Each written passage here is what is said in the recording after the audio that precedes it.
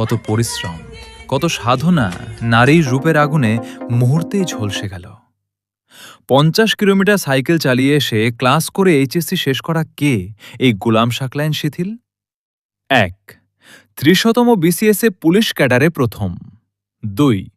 Police একাডেমিতে বুনিয়াদী প্রশিক্ষণেও হয়েছিলেন সেরা, পেয়েছিলেন best probationary award. ৩. Best academic excellence award. ৪.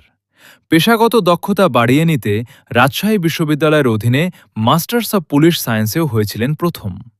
৫. পেয়েছেন রাষ্ট্রপতির পুলিশ পদক পিপিপিএম। চাকরি থাকলে তার আরও কত কত অর্জন যে হতো। চাকরি থাকলে হয়তো একদিন পুলিশের আইজিপিও হতো তুখোড় মেধাবী ও পরিশ্রমী এই কর্মকর্তা। ছিল সুখের সংসারও।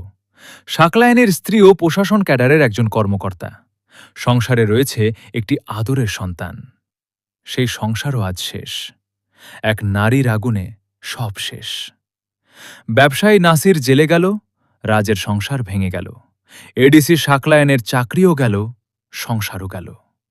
থেকে গেল শুধু মহান নায়িকা পরিমণি। এজন্যই হুজুরেরা ওয়াজে বলেন, একজন পাপী নারী ৭০ জন পুরুষকে জাহান্নামের দিকে নিয়ে যাবে। কিন্তু হুজুরের এই কথা আমরা কয়জনে মানি? এখান থেকে আমাদের শিক্ষা নেওয়া দরকার, এরকম ভিডিওগুলি বেশি বেশি করে শেয়ার করবেন। মানুষের প্রয়োজনে পরিবর্তনের জন্য দরকার।